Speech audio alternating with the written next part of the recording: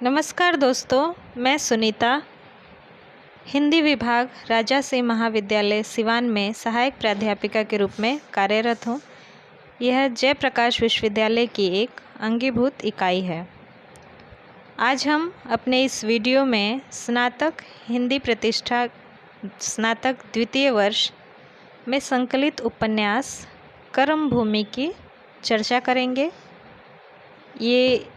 इस वीडियो में हम इसके कथानक पर बात करेंगे और अगले कई वीडियो में एक एक इसके पक्ष को लेकर के, जैसे पात्र योजना, उसके बाद देश काल, वातावरण, भाषा शैली, इस तरह से हर एक पक्ष पर हम बात करेंगे। आज हम इसके कथानक की चर्चा करेंगे। यह प्रेमचंद जी द्वारा रचित बहुचर्चित उपन्यास है कर्मभूमि। सर्वप्रथम इसका प्रकाशन सन 1932 में हुआ। जैसा कि इसके नाम से ही स्पष्ट है, कर्मभूमि, इस उपन्यास में इस संसार को या मनुष्य के जीवन को कर्म क्षेत्र के रूप में चित्रित किया गया है। प्रेमचंद जी ये बताना चाहते हैं कि जीवन यही नहीं है कि खाए पिए सोए और हो गया। जीवन है तो कुछ कर्म करना है, उसमें एक लक्ष्य होना चाहिए। कोई छोटा से छोटा गरीब निर्धन मनुष्य हो या रईस हो, संपत्ति वाला हो, या कोई सन्यासी, साधु सन्यासी हो या गृहस्थ हो, माने सब किसी को कर्म करना आवश्यक है। वही इस उपन्यास का संदेश है जो प्रेमचंद जी देना चाहते हैं उस समय की भारत की जनता को। क्योंकि अब जानते हैं स्वतंत्रता संग्राम उस समय चरम सीमा पर चल रहा था। 1930-32 में महात्मा गांधी के नेतृत्व में सत्याग्रह, ये सब अहिंसात्मक आंदोलन चल रहे थे। साथ ही साथ क्रांति दल का भी स्वाधीनता प्राप्ति के लिए प्रयास चल रहा था। इस उपन्यास में एक लाला समरकांत के परिवार द्वारा और भी एक परिवारों की अंदरूनी बातें कम ही हैं, ज़्यादा सामाजिक जीवन लिया गया है कि समाज में वो व्यक्ति या परिवार अपना दायित्व किस प्रकार निभाता है। कुल 4 भागों में ये उपन्यास बटा हुआ है, जिसमें एक भाग में कई अध्याय हैं फिर।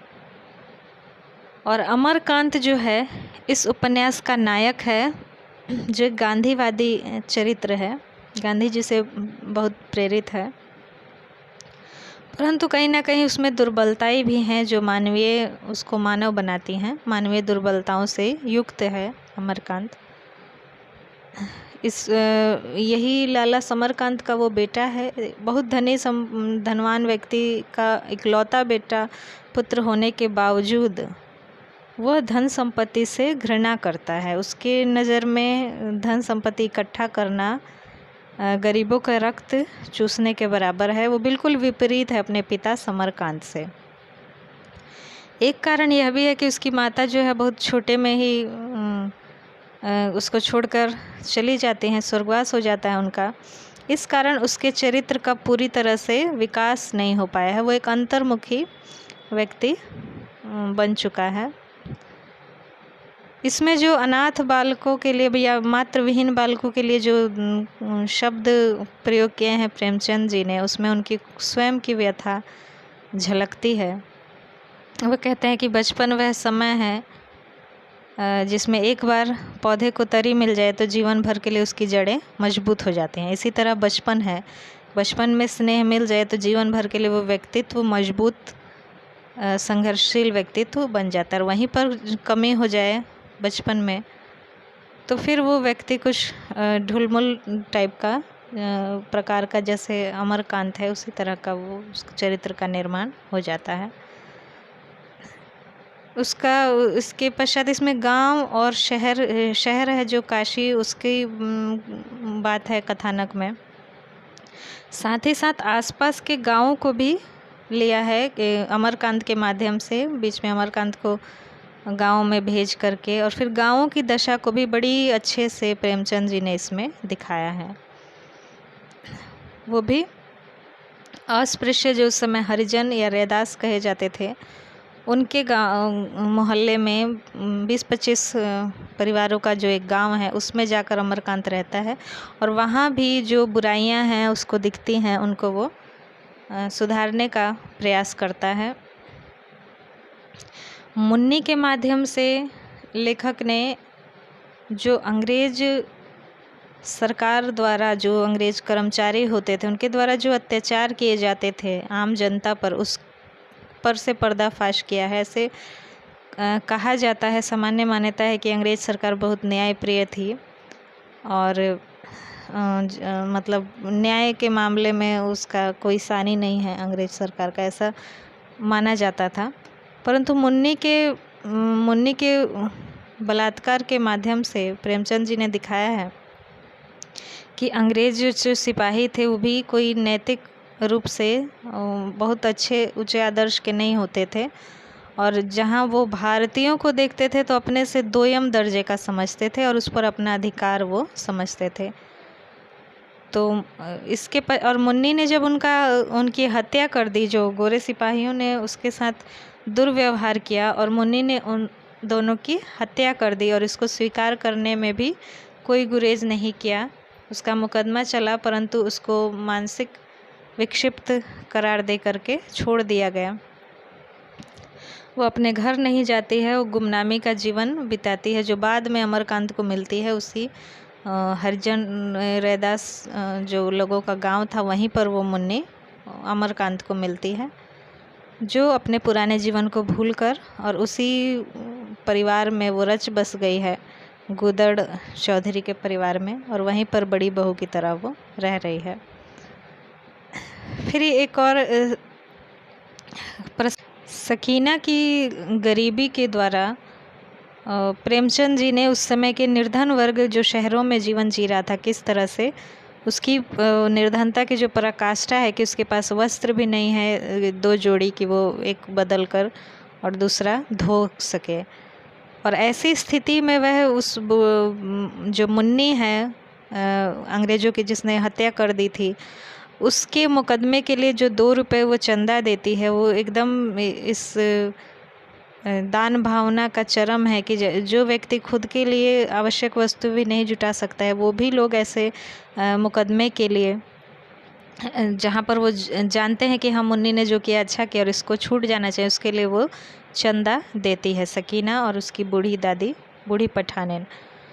इसके अतिरिक्त जो अमरकांत की बहन है नैना, उसका विवाह एक मनीराम धनी सेठ के बेटे से हो जाता है, धनीराम के बेटे मनीराम से।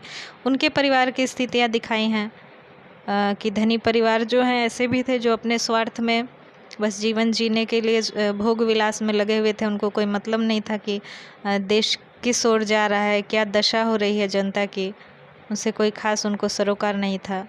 शांति कुमार के द्वारा जो लेखक ने दिखाया है, वो अछूतों के मंदिर में प्रवेश के लिए आंदोलन चलाते हैं और वहाँ पर बड़ी खुल करके उन्होंने, प्रेमचंद जी ने इस बात का समर्थन किया है कि ईश्वर जो है वो सबके लिए हैं और मंदिर में प्रवेश होना चाहिए। उस समय ये आंदोलन, ये अंबेडकर भी महाराष्ट्र के और ये आंदोलन चला रहे थे सार्वजनिक जल स्रोतों से पानी लेने के लिए अछूतों का और मंदिरों में प्रवेश का अधिकार, तो उसको भी प्रेमचंद जी ने इस उपन्यास में स्थान दिया है। मंदिर प्रवेश का जो आंदोलन है उसके द्वारा शांति कुमार के नेतृत्व में। तो इस तरह से उस समय के पूरी परिस्थितियों को अपने कथानक में प्रेमचंद जी ने डाल दिया है और जितने भी इसमें पात्रों की रचना की गई है वो किसी न किसी आंदोलन में जुड़े हैं और अंततः जेल पहुंच जाते हैं। जो गांधी जी जेल भरो आंदोलन उस समय चला रहे थे, उसका प्रभाव इसमें हम देखने को मिलते हैं कि अंत में रेणुका देवी, सुखदा, जो शुरू में बहुत विलासिनी के रूप में दिखाई देती है परंतु अंत में वो बाद में बहुत बड़े आंदोलन का नेतृत्व करती है गरीबों के लिए, जो म्यूनसिपालिटी की ओर से मकान, सस्ते मकान बनाने की बात थी, उसके आंदोलन में वो नेतृत्व करती है और सफल भी काफ़ी हद तक रहती है। उसके पश्चात सकीना भी जेल पहुंच जाती है, मुन्नी, यानी कि सभी अंत में जेल पहुंच जाते हैं और उनको छोड़ा जाता है इस शर्त के साथ कि उनकी मांगों को मान लिया। गांव के जो लोगों के लगान का मामला हो या फिर शहरों में गरीबों के लिए सस्ते मकान बनाने की बात हो, दोनों ही क्षेत्रों में अंत में वो समन्वय कर दिया गया है और एक कमेटी बनाई गई है जिसमें सलीम और अमरकांत को भी रखा गया है सदस्य के रूप में, जो सरकार को सलाह देंगे इस मामले में। तो इस तरह से उपन्यास का यहाँ पर अंत हो जाता है। इसमें कई प्रेम कथाएँ भी हैं, प्रेम प्रसंग हैं। सुखदा अमरकांत का विवाह तो अवश्य होता है, परंतु उनमें प्रेम बहुत कम ही दिखाई देता है। मुन्नी का प्रसंग है, सकीना का पहले अमरकांत के साथ प्रेम प्रसंग है और तत्पश्चात सलीम के साथ उसका प्रेम और विवाह की बात है। तो इस तरह ये उपन्यास एक सामाजिक समस्याओं को, उसके बाद राजनीतिक समस्याओं को लिए हुए और व्यक्ति के कर्म क्षेत्र को इसमें प्रोत्साहित करता है कर्म करने के लिए। ये पूरी तरह प्रेमचंद जी इसमें सफल रहे हैं। अगले वीडियो में हम पात्रों की चर्चा करेंगे। आज के लिए इतना ही, धन्यवाद।